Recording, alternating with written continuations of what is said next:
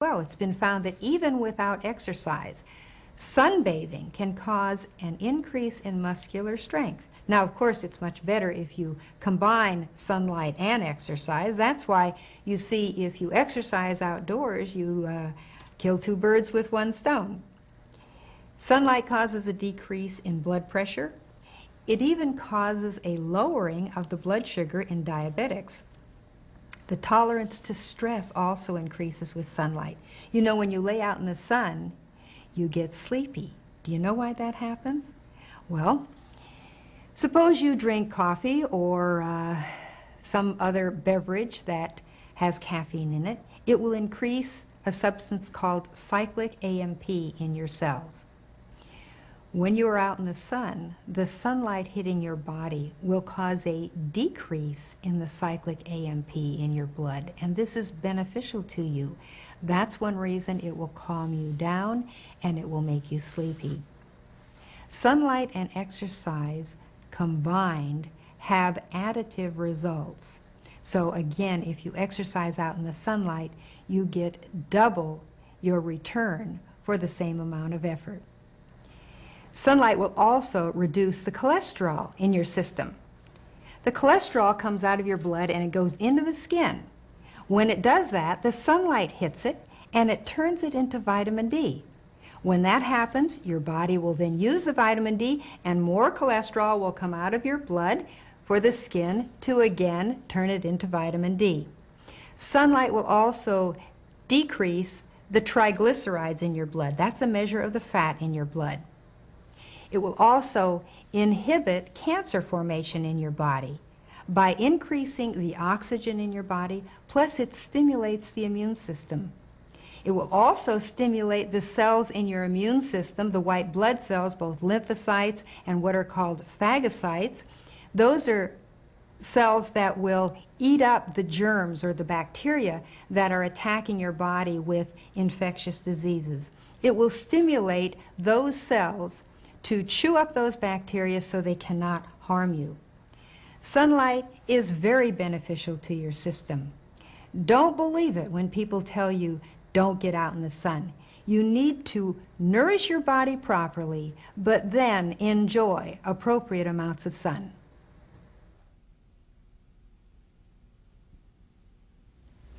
Temperance is the fifth commandment of health. By temperance, I mean abstinence from things like drugs, alcohol, caffeine, theobromine that's in tea, and sugar. Sugar that's in food, sugar that's in soda.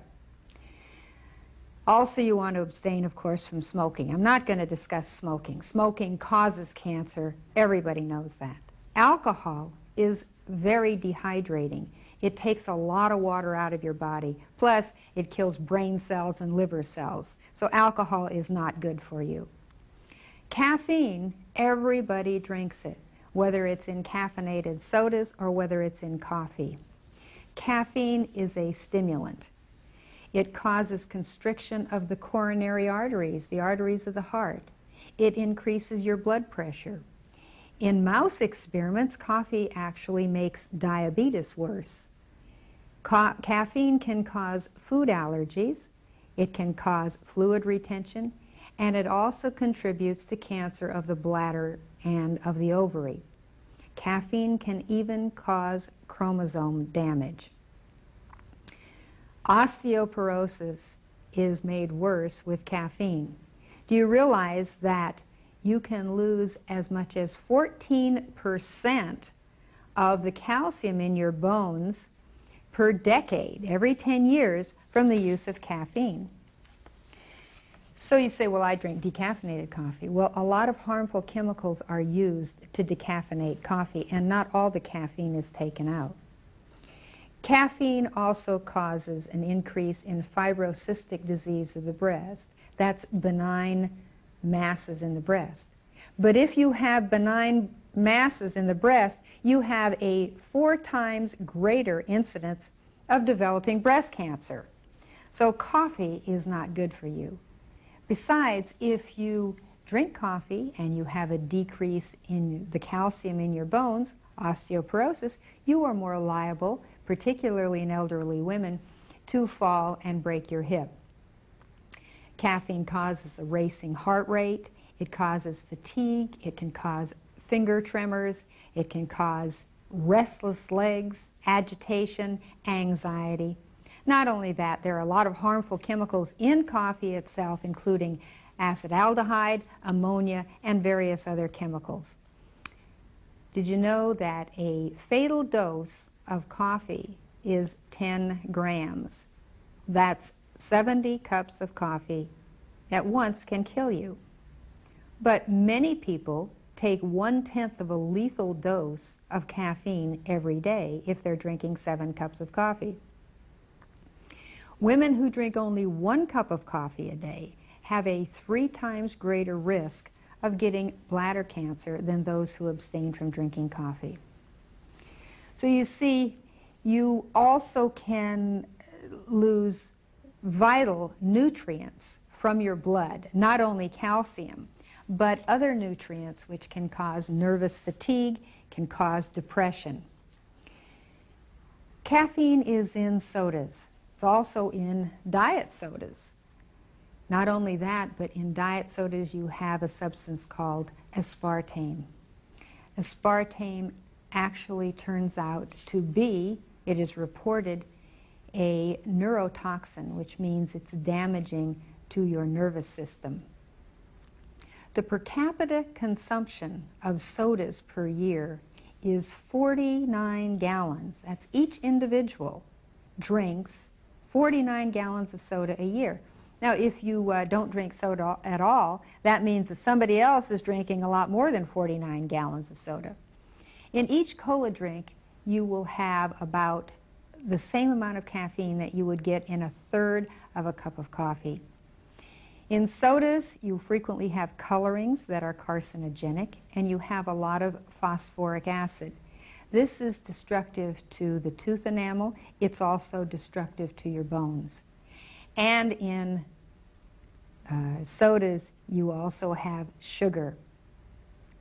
There are 9 to 12 teaspoons of sugar in every single soda that you drink, unless, of course, it has aspartame in it, which has other problems.